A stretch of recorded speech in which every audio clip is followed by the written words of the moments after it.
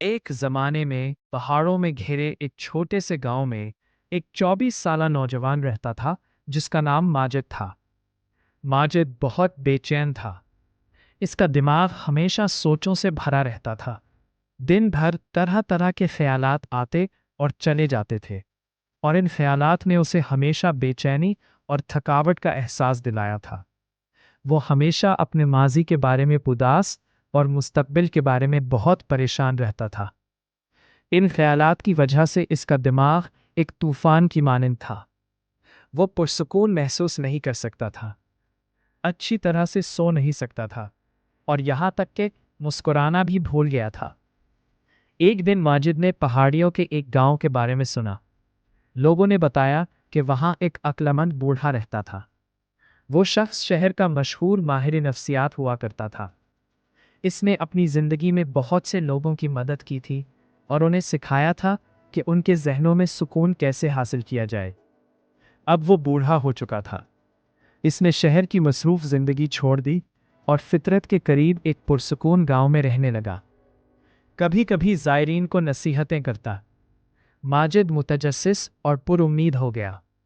اس نے فیصلہ کیا کہ اسے جا کر اس بوڑھے سے ملنا چاہیے۔ اس نے سوچا، شاید یہ عقلمند آدمی مجھے سکون حاصل کرنے میں مدد کر سکتا ہے۔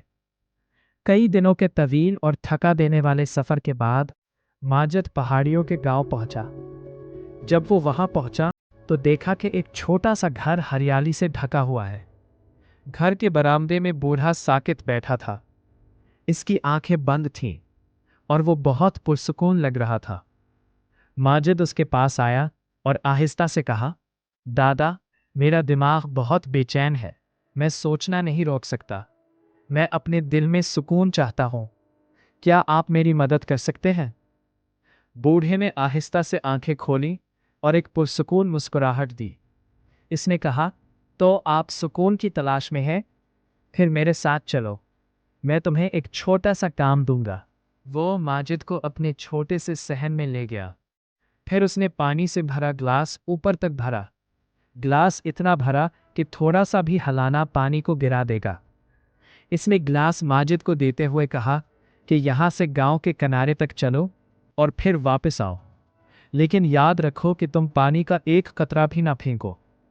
ماجد نے حیرت سے اسے دیکھا، لیکن وہ اپنی پوری کوشش کرنا چاہتا تھا، اس لیے اس نے چیلنج قبول کر لیا۔ اس نے گلاس کو احتیاط سے پکڑا اور چلنے لگا۔ سڑک تنگ اور مصروف تھی۔ کچھ لوگ چل رہے تھے، کچھ دوڑ رہے تھے، دکاندار گاہکوں کو بلا رہے تھے اور کتے بھونک رہے تھے، مگر ماجد نے ادھر ادھر نہیں دیکھا۔ اس کی نظریں صرف شیشے پر ٹکی تھیں۔ وہ آہستہ آہستہ اور احتیاط سے قدم بقدم چلتا رہا۔ لوگوں نے حیرت سے اسے دیکھا، لیکن کسی نے اسے پریشان نہ کیا۔ وہ جانتے تھے کہ وہ کچھ اہم سیکھ رہا ہے۔ آخر کار ماجد واپس بوڑھے کے پاس آیا اور کہا، دادا، میں نے یہ کر دیا۔ میں نے پانی کا ایک قطرہ بھی نہیں پھینکا۔ بوڑھے نے سر ہلایا اور مسکرایا، پھر پوچھا، یہ تو اچھی بات ہے، لیکن یہ بتاؤ، کیا تم نے بچوں کو سڑک کے کنارے کھیلتے دیکھا؟ کیا تم نے کتوں کے بھونکنے کی آواز سنی؟ ماجد نے حیرت سے دیکھا اور کہا، نہیں، میں نے کچھ دیکھا یا سنا۔ میں صرف شیشے پر توجہ مرکوز کر رہا تھا۔ بوڑھے نے پھر مسکرا کر آہستہ سے کہا، یہی راز ہے، کچھ جو ہمیشہ آپ کے اندر تھا، لیکن آپ نہیں جانتے تھے۔ جب آپ کا دماغ موجودہ لمحے میں رہتا ہے تو پھر خوف کے لیے کوئی جگہ نہیں ہے، کوئی الجھن اور کوئی اضافی خیالات نہیں ہے۔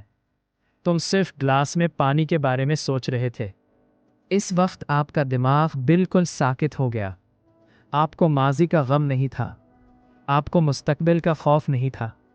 آہستہ آہستہ ماجد کو سمجھ آنے لگی، یہی وہ سکون تھا جس کی وہ تلاش کر رہا تھا۔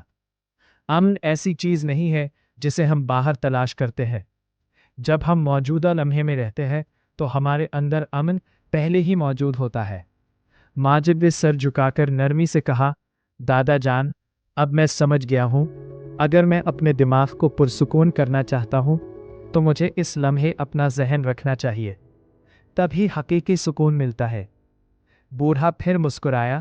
سورج غروب ہو رہا تھا और आखिरी रोशनी ज़मीन को छू रही थी। परिंदे अपने घोंसलों की तरफ लौट रहे थे। माजिद घर वापस चलने लगा, लेकिन अब वो पहले जैसा बेचैन नहीं था। नौजवान वो बदल गया था। वो अंदर ही अंदर पुरसुकून था, क्योंकि अब वो दिमाग को देखना जानता था। बराह करम लाइक, कमेंट करें और अपने दोस्तों के साथ शेयर करें। और इस तरह की मज़ीद मुतासिरकुन कहानियों के लिए हमारे चैनल को सब्सक्राइब करना ना भूलें। हमारे साथ रहने के लिए आपका शुक्रिया। नए ख्यालात और नए असबाब के साथ अगली कहानी में मिलते हैं।